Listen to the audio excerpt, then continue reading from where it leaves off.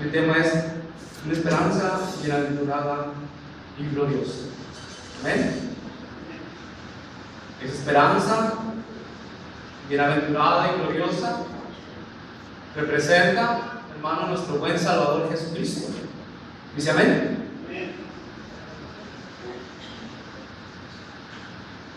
Y vamos a ver, hermano, vamos a estarnos enfocando, hermano, en la carta que el apóstol Pablo escribe a Tito.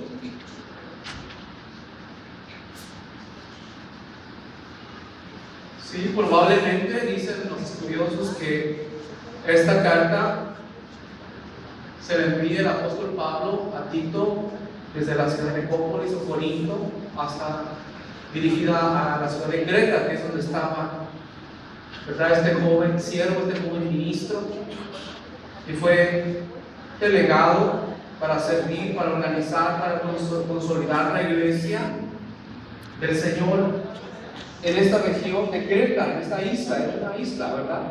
Usted se ubica por ahí en el mapa, va a ver que está, ¿verdad?, lo que es la región de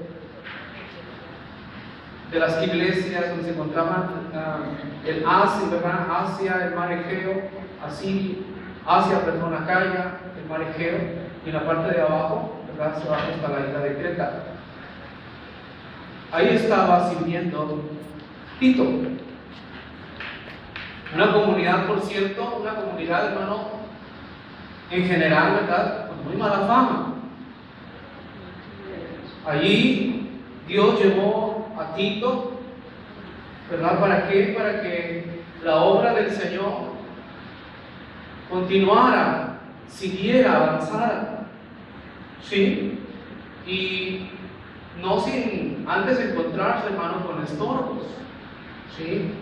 Porque siempre, hermano, cuando la obra de Dios, ¿verdad?, tiene un avance, va a encontrar resistencia a su nombre. ¿Sí?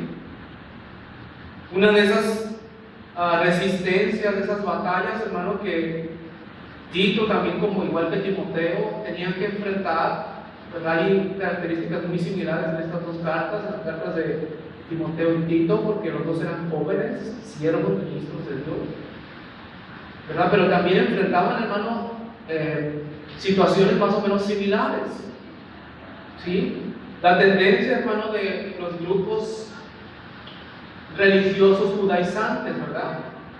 Aquellos que no era suficiente, hermano, ya la salvación que Jesucristo les había dado, sino que, hermano, tenían que, ahora sí como se dice por ahí, de manera coloquial, meter su cuchara, ¿sí? Para que la salvación, decían ellos, fuera completa. ¿Cómo ven, hermano? Entonces, creían que era necesaria, ¿verdad?, la circuncisión, seguir los rituales judíos, las fiestas solemnes, ¿verdad? Y, hermano, una serie de cosas que pertenecían a la tradición judía. Bendito sea su nombre. Y entonces, hermano, estas tendencias judaizantes, pues ¿qué han buscado desde el tiempo antiguo hasta el día de hoy? Pues aminorar, hermano, la salvación, aminorar la persona de Jesucristo, aminorar, hermano, la grande salvación, hermano, por el que Jesucristo nos ha dado.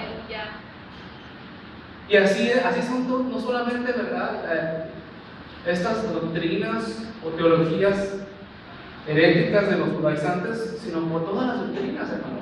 Todas las falsas doctrinas, ¿verdad?, van a tratar de aminorar, de hacer menos, de restarle importancia a Jesucristo y a su obra redentora, a su nombre. Por eso, ¿verdad?, a nosotros se nos hace énfasis en la doctrina, la sana doctrina, ¿verdad?, y en una doctrina cristocéntrica. Amén. A su nombre. Porque de Cristo, hermano, Él siendo el centro de todo, ¿verdad?, Cristo siendo el centro de nuestra salvación, Cristo siendo la razón de nuestro ser, Cristo siendo nuestra motivación, Cristo siendo nuestro Salvador, nuestro Señor, Cristo siendo nuestro todo. A su nombre. Nuestro Dios. Entonces, hermano, esas herejías que proliferaban, hermano, en toda aquella región, pues tenían que ser, hermano, enfrentadas, confrontadas, contrarrestadas. Si hoy nos preguntáramos y reflexionáramos un poco sobre esto, ¿qué hace la iglesia del Señor Jesucristo hoy día, hoy en el presente, cuando se le presenta, hermano, la falsa enseñanza, la falsa doctrina? Escuchar pasivamente, eso será, hermana pastora, lo mueve. Escuchar pasivamente esas enseñanzas. Ay, es que los testigos dicen esto, ay, es que el mormonismo dice esto, mira qué doctrina tan se parece a lo que dijo Pablo. A su nombre. Si llegamos a estudiar, hermano, porque nuestro hermano Juan sabe que, ¿verdad?, en los institutos bíblicos, en el instituto bíblico, hay materias específicas, especiales para estudiar la falsa doctrina. No las estudiamos por gusto, porque nos gusta mucho, porque hay que contrarrestar la mentira. ¿Amén? Y la mentira se contrarresta única y exclusivamente con la verdad. A su nombre. A su nombre. Entonces imagínense, hermano, el peso, la responsabilidad de un siervo como Timoteo y como Tito, que siendo jóvenes, ministros, siervos jóvenes, tenían, hermano, sobre ellos ese peso, esa responsabilidad, hermano, de guardar la sana doctrina y mantener la sana doctrina. Que no fuera, hermano, contaminada, que no fuera penetrada, hermano, por esta gente falsa. Es la misma responsabilidad que tenemos hoy en día.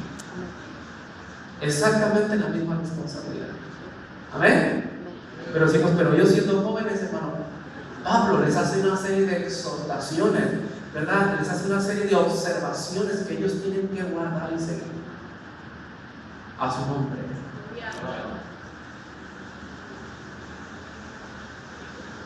Por eso le dijo Pablo ahí ahorita lo vamos a estar viendo en capítulo 2, versículo 1, le dice: Tito, tú habla lo que está de acuerdo con la sana doctrina. No hables otra cosa, sino lo que está de acuerdo con la sana doctrina, la sana enseñanza. No vas a hablar más. Y no necesitamos más. ¿Sí? A su nombre. La iglesia de Cristo necesitamos, hermano, volver a retomar estas palabras que dijo el apóstol. Amén. Porque en el apóstol, hermano, había una vida, había una convicción, hermano, de lo que él había recibido. Porque el apóstol dijo: yo no recibí esto o esta revelación de parte de los hombres, cuando habla de Jesucristo, de la salvación, del evangelio. Yo no la recibí, dijo el apóstol Pablo, de los hombres, sino que la recibí ¿de quién? De Jesucristo. A su nombre. Revelación de Jesucristo. ¿De qué? Del amor de Dios, del plan de Dios, de las buenas nuevas de salvación. Amén. A su nombre. Había pues un compromiso tanto en el apóstol Pablo, hermano, como siervo de Dios, como ministro, ¿verdad? Pero también, hermano, con aquellos que habían sido delegados para las diferentes obras, ¿verdad?, que estaban dispersos en el mundo conocido de aquel tiempo. Grande responsabilidad. A su nombre. Entonces, si hay responsabilidad, tiene que haber una convicción, hermano. ¿Una convicción de qué? De defender lo que Dios nos ha dado. De defender, hermano, con celo de Dios. De defender con doctrina, con mansedumbre, con enseñanza, con verdad, lo que Dios nos ha dado. Amén. Si allá afuera ¿verdad, mi hermana Poli? Llega una persona a tratar de convencernos. Joven, si trata, llega, ¿verdad? Por ahí un religioso tratando de convencerte de lo que ha recibido. ¿Cuál es la actitud correcta que como creyentes, como hijos de Dios debemos de tomar? Entonces vuelvo a preguntar, ¿cuál es esa actitud? ¿Escucharlos? ¿O ponernos en un diálogo, hermana pastora, interreligioso, en un diálogo ecuménico? Donde vamos a, ok, yo te escucho, tú me escuchas y así, yo recibo de ti, tú recibes de mí. ¿Qué es lo que está haciendo la doctrina ecuménica? ¿Sí? El ecumenismo, ¿verdad? Se sientan todos en una mesa, en una conferencia, todos aquí somos hijos de Dios, todos venimos de un mismo Padre, no importa qué fe tú traigas, no importa qué trasfondo espiritual traigas, no importa en qué doctrina, en qué creas, todos somos hijos de Dios. Entonces vamos a ponernos a platicar para dirimir, para hacer a un lado nuestras diferencias y nada más tocar los puntos que nos hacen, en los cuales coincidimos, para que no haya problemas. Y entonces allá andan, ¿verdad?, varios líderes evangélicos, ¿verdad?, metidos en el movimiento ecuménico, ¿verdad?, poniendo, fíjese qué problema tan tremendo es esto, porque entonces se pone la verdad de Dios, la palabra, la verdad revelada, se pone igual a la par de cualquier Dios, de cualquier opinión religiosa. ¿Sí? Entonces son iguales. A su nombre. Pero no nos podemos imaginar, hermano, a un apóstol Pablo. ¿Qué diría Pablo, hermano, en un mundo presente? Lo podemos imaginar allá en un concilio ecuménico en Roma, en Ciudad de México, en Brasil. No podemos imaginar un apóstol Pablo, ¿verdad?, entablando un diálogo interreligioso para ver a qué acuerdo podemos llegar, haciendo un lado nuestras diferencias a su nombre, comprometiendo la verdad, hermano, comprometiendo la salvación, la buena nueva, el evangelio, vendiéndolo a su nombre. Porque hay gente, hermano, hoy día, cuidado con las radios cristianas, porque hay gente, supuestos ministros, están enseñando y diciendo que todo el mundo se va en el arrebatamiento. No importa de qué fe, de qué credo, de qué hayas creído, ¿verdad? Mientras seas buena persona, tienes el derecho de irte en el arrebatamiento. A su nombre.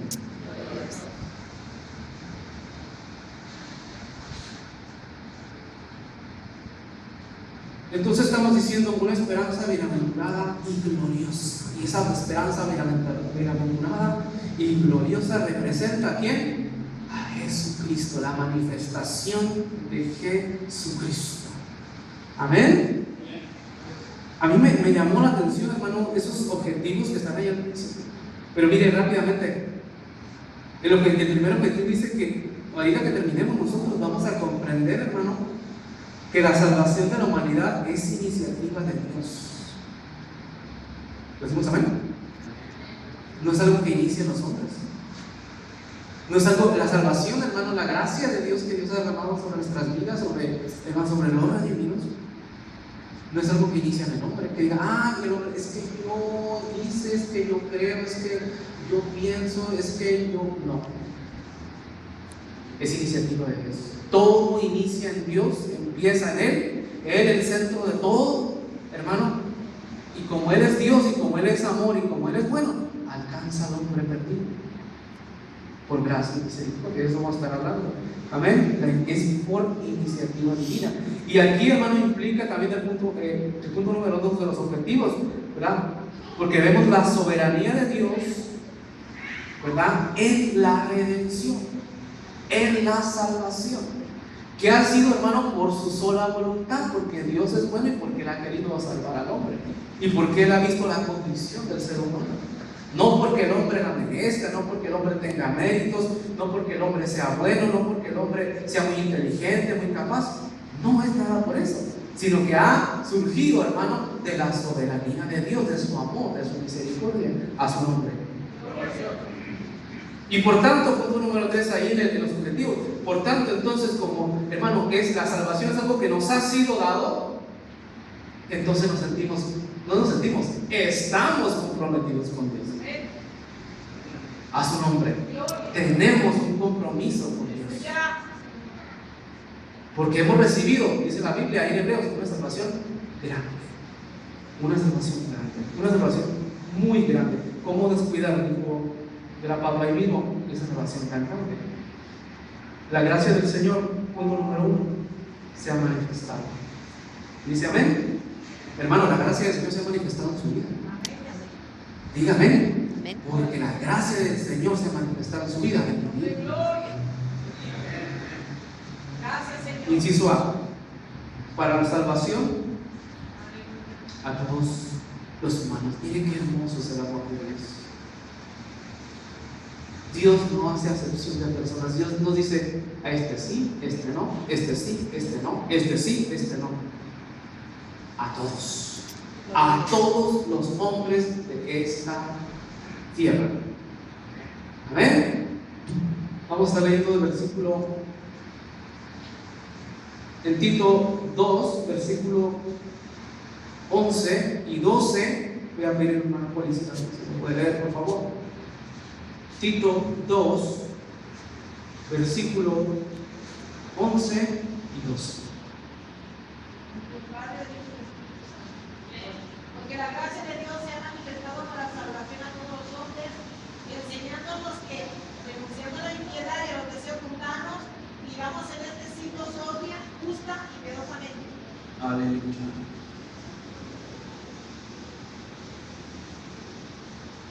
El apóstol Pablo, desde el primer capítulo, hermano, va esbozando, hermano, el asunto de la salvación en Cristo y de la necesidad, hermano, de que el hombre reconozca y se enfrente a la verdad. La palabra verdad, hermano, tanto en Timoteo como en Tito, es una palabra, vamos a decir, una palabra clave. Y también en el apóstol Juan. Verdad. Mire cómo en 1:4 de Tito le dice Pablo estas palabras a este joven siervo. Le dice a Tito: verdadero hijo. Verdadero hijo. Fíjese cómo le dice: verdadero hijo en la común fe. En la doctrina común, en la salvación que hemos recibido, ¿verdad? Verdadero hijo en la fe. A su nombre. ¿Por qué hace énfasis el apóstol Pablo? ¿Por qué hará énfasis en esto? Porque precisamente este hijo verdadero, que es Tito, hermano, iba a enfrentarse y a contrarrestar las herejías, hermano, de los judaizantes. Por eso digo, ¿verdad?, que la falsedad se contrarresta ¿con qué? Con la verdad. Amén. Entonces, fíjese cómo le dice: verdadero hijo en la común fe. Y luego, en el siguiente versículo, le da razón de su obra, de cuál era el objetivo de que Tito estuviese en Creta. Y le dice: por esta causa te dejé en Creta. ¿Para qué? Para que corrigieras lo deficiente. A su nombre. Le está dando razón, hermano, en esta carta del principio, los objetivos, la línea que él tenía que seguir, una razón de ser, hermano, de por qué Dios lo había enviado a Creta, este joven siervo. Usted y yo, hermano, fuimos llamados con un propósito. Amén. No fuimos llamados, hermano, nada más porque sí, para ver qué. No, hermano, hay un propósito que cumplir. Y aunque a veces, hermano, a veces a lo mejor al joven no le queda muy claro, o a veces incluso al hermano, a la hermana no le queda muy claro cuál es el objetivo, el por qué, la razón, hermano, de por qué Dios me ha llamado. Bueno, entonces hay que buscar el rostro de Dios. Si yo no sé todavía para qué me ha llamado Dios, para qué me ha escogido, Entonces, ¿cuál es el ministerio, el llamamiento que Dios tiene para mí? Entonces hay que buscar a Dios. Y Él, ¿verdad?, nos va a dar la respuesta. El joven te va a dar la respuesta. Él te va a revelar, Él te va a decir, Él te va a enseñar para qué ha sido llamado. A su nombre. Pero si entendemos algo, mi hermano, que la salvación que hemos recibido no es en vano. Dios tiene un propósito, Dios tiene algo. A su nombre.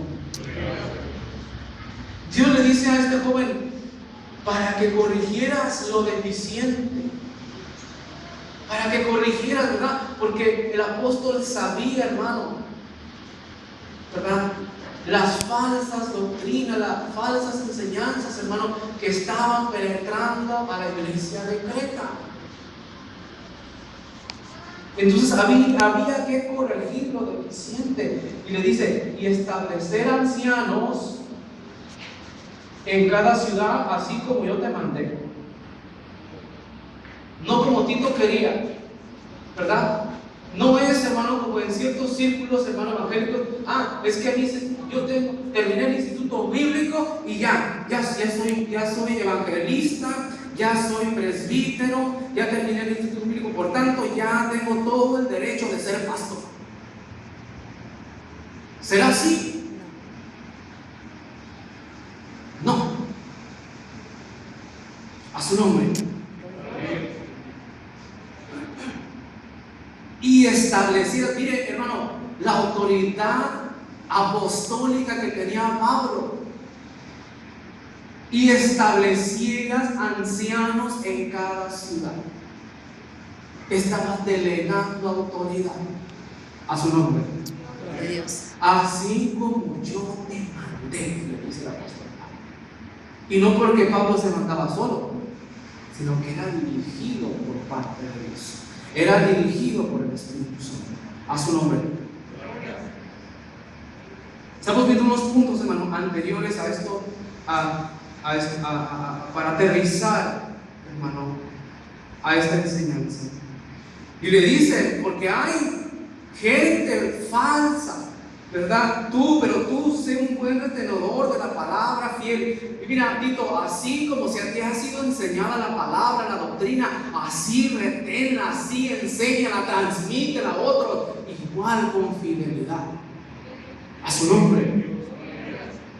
¿Por qué? Porque dice, hay muchos contumaces, la gente rebelde, gente que se resiste a la verdad. Le dice, habladores de vanidades que hablan lo que no tienen que hablar, engañadores. Y dice Pablo, mayormente aquellos que andan predicando ya la necesidad de la circuncisión.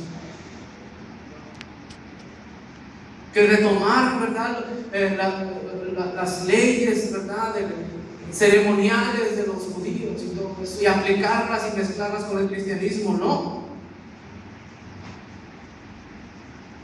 Pues le dijo Pablo, pues si ahí en Creta hay de esos, si hay de esos, repréndelos duramente. Fíjese cómo le dice Tito, repréndelos duramente, para que sean sanos en la fe, para que permanezcan en la sana doctrina, para que no se desvíen de ella. A su nombre.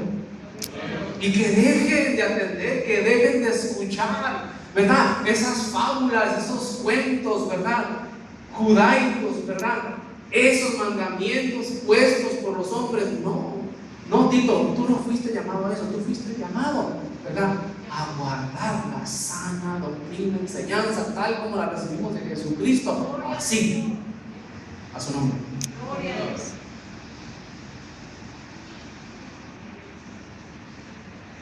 Aleluya. Y le da una serie, hermano, de observaciones sobre la sana doctrina. Tú, mira, las mujeres así tienen que ser, los jóvenes así tienen que ser, los varones así tienen que ser, el siervo de Dios así tiene que ser, el anciano, la anciana así tiene que ser. Los siervos, dice, me llama la atención, hermano, en el 1:9, exhorta a los siervos, ¿verdad? Porque en ese tiempo sabemos que había siervos, ¿sí?, gente que servía a sus amos. Pero le dice, exhorta a los siervos que se sujeten a sus amos. Eso lo trasladamos ya al presente, hermano. Pues trabajamos también y trabajamos para una empresa, trabajamos para un patrón, hermano, y tenemos que someternos y sujetarnos a los patrones. Amén. A la empresa, a las reglas de la empresa, nos sometemos. Dice ahí, fíjese lo que le dice ahí, que agraden en todo. ¿A quién? A sus patrones, a sus amos. Eso lo trasladamos al presente. Y les dice que no sean respondones. Alabanzas a Jesús. Que no respondan, que no sean rebeldes, ¿verdad? Que no se pongan a tú por tú con autoridad. A su nombre. Que no sean respondones. Y así da una serie, hermano, para llevarnos, ¿verdad?, al punto que estamos tocando, que dice: la gracia del Señor se ha manifestado. Pues como Dios se ha manifestado a nosotros, entonces tiene que haber una diferencia. La gracia de Dios se ha manifestado, la salvación se ha manifestado a nosotros, entonces tiene que haber un cambio en tu vida. Tú enfócate en eso. A su nombre. Punto o inciso A dice: para salvación a todos los humanos. La gracia del Señor se ha manifestado, inciso A, para salvación a todos los humanos. Y lo que leía nuestra hermana ahorita, ¿verdad? Porque dice: porque la gracia de Dios se ha manifestado para salvación a todos los hombres. ¿Y qué es gracia? ¿Qué entiende mi hermano Neto por gracia? Amén. ¿Qué es la gracia de Dios? ¿De qué sirve? ¿Para qué?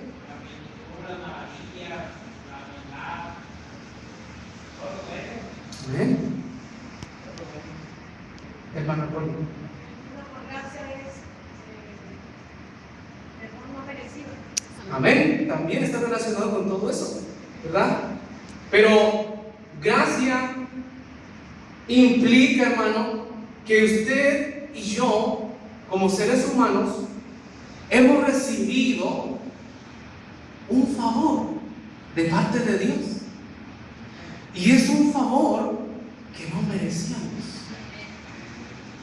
Ni que pedimos, no lo pedimos, ni lo buscamos, ese favor, ni lo merecíamos. Amén. Sin embargo, el hermano, en su gracia, ahora sí, en su gracia, nos dio, nos fue otorgado. Fíjense, hermano, esta gracia, usted y yo ni creíamos en ella, ni la merecíamos, ni la respetábamos, nada, ni la pedimos. ¿Sí? Sin embargo, Dios derramó ese amor, porque se desprende del amor de Dios, la gracia de Dios se desprende del amor, y fue depositado en usted y en mí y en todo hombre, hermano. Amén. Como un regalo gratuito de parte de Dios. A su nombre. Eso es la salvación. Eso es la salvación. Amén. Porque dice, por eso dice el versículo 11, porque la gracia de Dios se ha manifestado, se ha expresado, se ha puesto, hermano, se ha visto visiblemente. Amén. Se ha manifestado.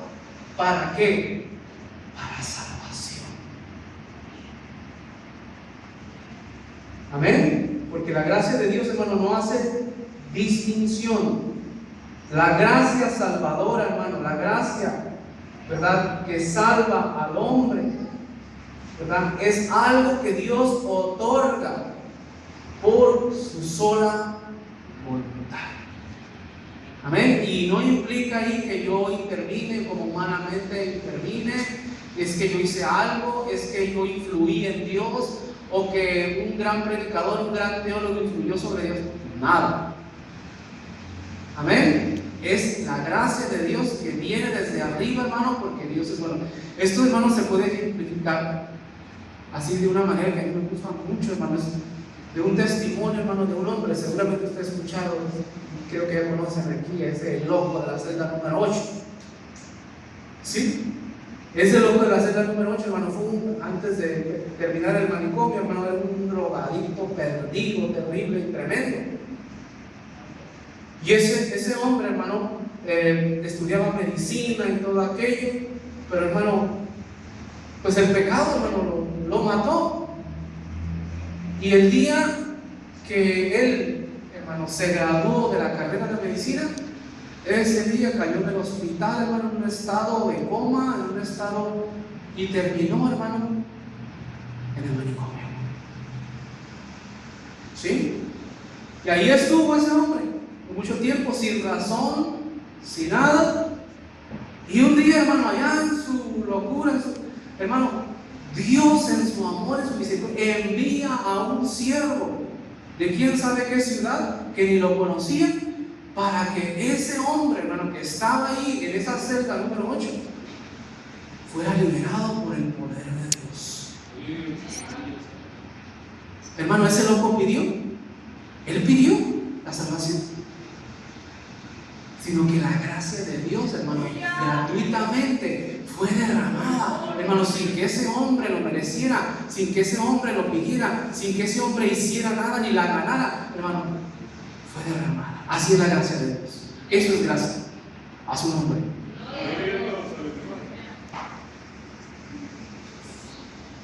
Entonces la gracia de Dios se ha manifestado, dice, para salvación.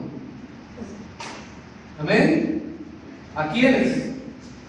A unos pocos, como enseñan por ahí algunas doctrinas. Este ya estaba destinado para la salvación, para perdición, salvo, perdido, salvo, perdido, salvo, perdido, salvo, perdido.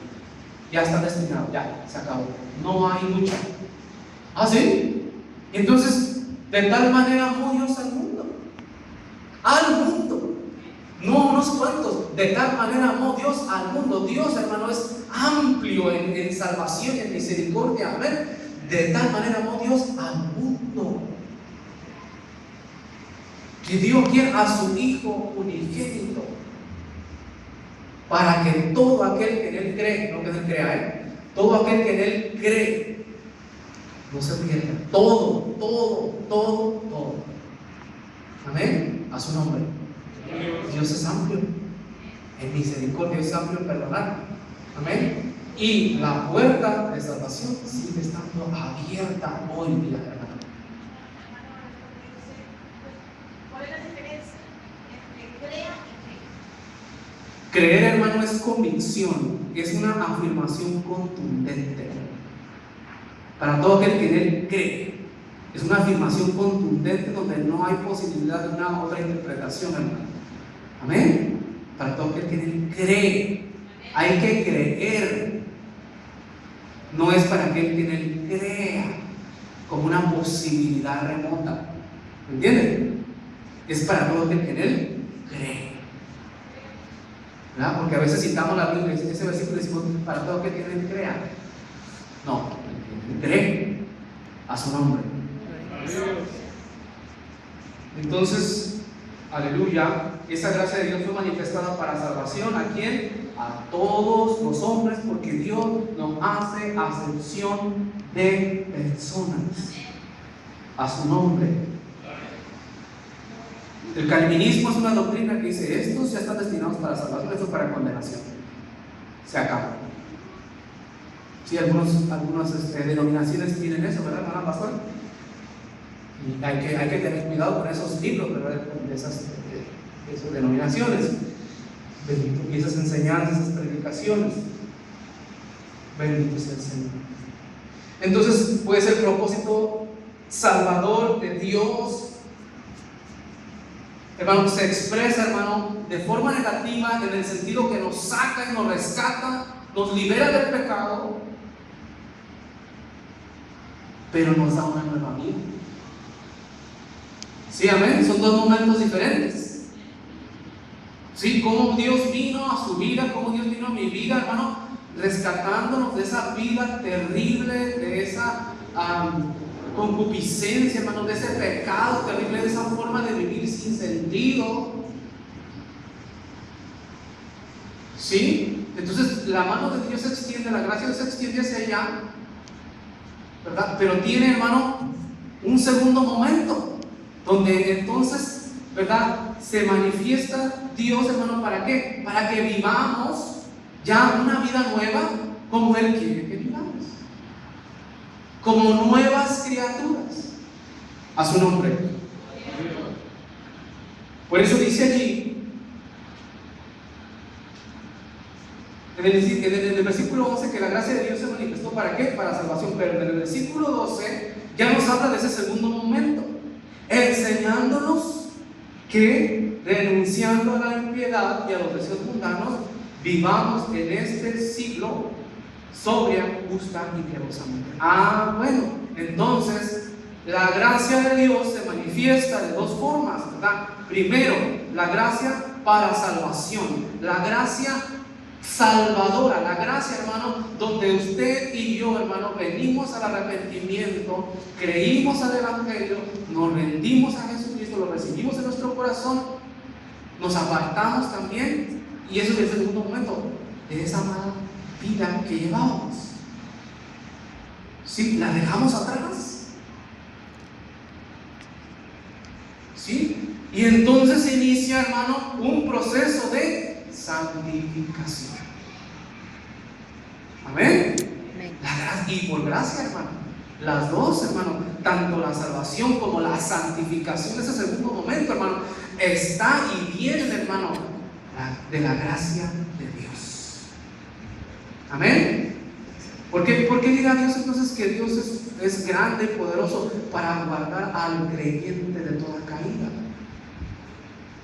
Porque la gracia de Dios es la que lo sostiene a usted, la que me sostiene a mí, para poder esforzarnos, hermano, y seguir limpiando nuestras vidas, seguir avanzando hacia el frente, esforzándonos, tratando de hacer la voluntad de Dios.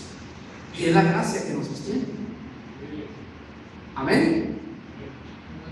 Entonces, la gracia de Dios se manifestó a los hombres, hermano, para salvación, hermano, pero también, hermano, para santificación. Por eso dice que vivamos en este siglo sobria, justa y piadosamente. Amén. ¿Y qué será eso? Dice, renunciando a la impiedad para vivir sobria, justa y piadosamente. Sobriedad. Dios quiere que vivamos con sobriedad. Dios quiere que vivamos con justicia. Dios quiere que vivamos también con piedad. A su nombre. Sobriedad es literalmente, hermano, literalmente se sabe que sobriedad podemos decir es no tomar vino. Estar sobrio. ¿Verdad que sí? Estar en un sano juicio. Ese podría ser, hermano, una definición, ¿verdad?, directa, una definición literal. Pero también, hermano, la sobriedad o estar sobrio significa sano juicio, significa también estar vigilante. Amén. Es tener continencia y tener dominio propio. Porque alguien que está sobrio, hermano, sabe lo que está haciendo. Se controla a sí mismo. Obviamente, la ayuda del Señor, el Espíritu Santo en nosotros, ¿verdad? Pero tenemos dominio de nosotros, tenemos, hermano, templanza. No es como cuando andábamos sin Dios, hermana Poli, que llegaba cualquier tentación y ¡pum!, nos arrastraba inmediatamente. No, ya no. ¿Verdad? Por eso dice la palabra, porque yo no les he dado espíritu de cobardía, sino de poder, de amor y de dominio propio. Para que ustedes tengan, ¿verdad?, las riendas de su propio ser, con mi ayuda, con mi gracia. Pero ya no andamos como andábamos sin Dios, a su nombre. Entonces, sobriedad. Templados, hermano, teniendo dominio propio, ¿verdad? Significa también, hermano, ser razonables y tener un sano criterio frente a las circunstancias, frente a los problemas de la vida. Amén. Un sano criterio, o sea, un criterio conforme a Dios. Tú le planteas, hermano Emanuel, un problema, un asunto a una persona que no conoce a Dios, y te va a salir con soluciones bien raras, te extrañas. Tú planteas, por ejemplo, a una persona, ¿y qué puede hacer? Vamos a decir así, porque se dan casos, hermano, terribles, hermano, de violaciones, y donde, hermano, terriblemente viene como consecuencia embarazos. Y tú esto se lo puedes plantear a una persona que no conoce a Dios, ¿y qué solución te va a dar? ¿Qué se puede hacer en uno de estos casos? Se le podría preguntar a estas personas, ¿qué se podría hacer en uno de estos casos? Te va a salir con una solución descabellada a su nombre. Pero, hermano, el Hijo de Dios podemos dar un buen consejo. ¿Por qué? Porque, hermano, pensamos diferente, pensamos ahora con sobriedad. Amén. Con justicia, hermano, con dominio propio, con razonamiento, hermano, teniendo un buen criterio conforme a Dios, a su nombre. Con justicia. En justicia, hermano, aquí el ejemplo más hermoso de la justicia es Dios mismo, es Jesucristo. Amén. Porque en la justicia, hermano, es uno de los atributos en el carácter de Dios, y que necesariamente este carácter, hermano, se opone a todo lo que se llama pecado, a todo lo que se llama injusticia. Es uno de los atributos de Dios, la justicia. A su nombre. Hermano, usted estaba perdido, yo estaba perdido, amén. Andábamos sin Dios, amén. Estábamos en oposición a Dios, así estábamos en oposición a Dios, enemigos conforme a Dios. Sin embargo, Él dice en la Biblia que siendo nosotros pecadores, envió a su Hijo al mundo para que usted y yo, hermano, tuviéramos salvación y vida eterna. Esa es la justicia de Dios, que el pecado tenía que ser castigado, que tenía que haber un pago, hermano, por el pecado del hombre. A su nombre. Y qué hermoso es el amor de Dios, que envió a su propio Hijo. ¿Para qué? Para que tuviéramos, hermano, dice la Biblia, vida y vida en abundancia. Y que siendo un pecadores, hermano, que siendo enemigos de Dios, Dios nos miró. Dios, hermano, vio nuestra condición, vio que estábamos perdidos y dijo: mira, este hombre, esta mujer, este joven me necesita mi gracia, necesita mi misericordia, porque no hay otra forma de que él pueda ser salvo, de que él pueda cambiar. No hay otra, sino solamente por medio del sacrificio de mi Hijo. Pero, hermano, estábamos, dice la Biblia, en condenación. A su nombre. Entonces, la misericordia de Dios, somos también llamados, hermano.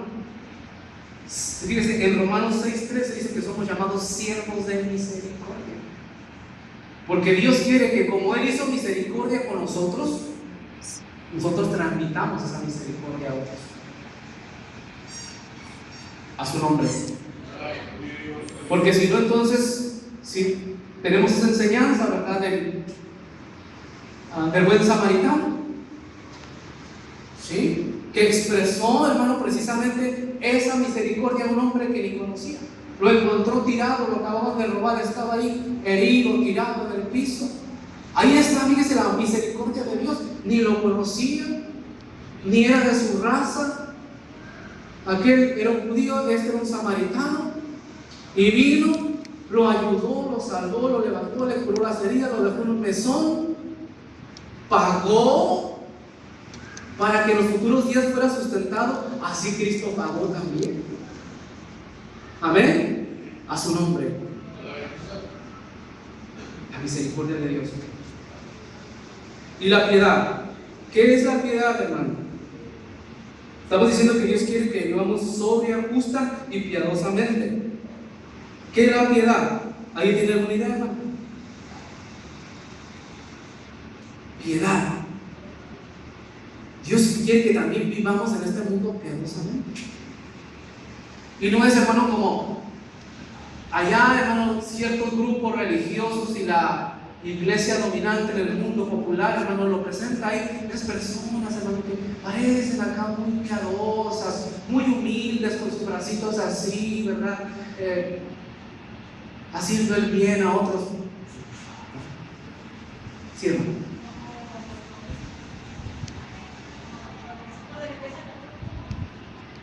¿Verdad? ¿De eso se tratará la piedad? Ay, qué piadoso es ese padre, sacerdote. Bendito sea el Señor. Mire, hermano, la piedad es un temor reverente a Dios. Es un respeto, es dar honor a quien honor merece. Eso es, hermano, la piedad. A su nombre. Y la piedad, ese temor reverencial, ese respeto y honor a Dios, hermano, Dios también a los creyentes, a su pueblo, nos exige ese temor reverencial, esa reverencia, ese amor, ese cuidado, hermano, también nos exige no solamente para Él, sino para nuestros padres. A su nombre. Para el padre, para la madre, ¿verdad? Ese amor reverencial. Bendito sea el Señor. Pero hablando de Dios, hermano, es ese respeto, es esa reverencia a Dios, hermano. Es ese celo, hermano, que está en el corazón del creyente por aquellas cosas que a Dios le pertenecen. A su nombre. Entonces, si lo aterrizamos ya aquí, en el versículo 12 dice que esta gracia de Dios que Dios manifestó a nosotros nos enseña cómo debemos de vivir en este mundo. Amén. ¿Cómo? Apartándonos de toda impiedad. ¿Sí? De los deseos del mundo, de lo que el mundo nos ofrece. Pero viviendo en este siglo, o sea, en este tiempo. Este siglo quiere decir en este tiempo. ¿Sí? Es un periodo de tiempo que Dios determinó, se significa siglo, un periodo de tiempo, no es 100 años, no quiere decir 100 años. Sobria, justa y piadosamente. Sobria, justa y piadosamente. O sea, con sobriedad, con justicia y con piedad. Por eso el apóstol Pablo le dijo a Timoteo que tenemos que ejercitarnos en la piedad. Y lo dijo por allá en 1 Timoteo 4, versículos 7 y 8, usted lo puede ver en casa para ir avanzando. Y también le dijo a Timoteo, ¿verdad?, que había que seguir la sana doctrina conforme a la piedad. Mire, quiero tocar este punto. Vaya a seguir rápidamente a 1 Timoteo, versículo 6, ahí luego, atrasito. 1 Timoteo, versículo 6. Pero capítulo 6, versículo 3. 1 Timoteo, capítulo 6, versículo 3. Ahí está el título, piedad y contentamiento. Dice: si alguno enseña otra cosa y no se conforma a las sanas palabras de nuestro Señor Jesucristo y a la doctrina que es conforme a la piedad, conforme a la sabiduría de Dios, conforme al temor reverente a Dios, conforme al honor, al respeto que Dios merece. Amén. Eso es la piedad, que es conforme a la piedad, entonces está emparecido. Pues sí, quien no tiene temor a Dios, quien no es reverente a Dios, y eso lo vemos mucho en los púlpitos actualmente, hermano, allá afuera, que se están hablando, hermano, unas cosas terribles, ¿verdad?, contra el Evangelio, contra la persona de Cristo, aún contra el Espíritu Santo. Entonces no hay temor a Dios, no hay piedad.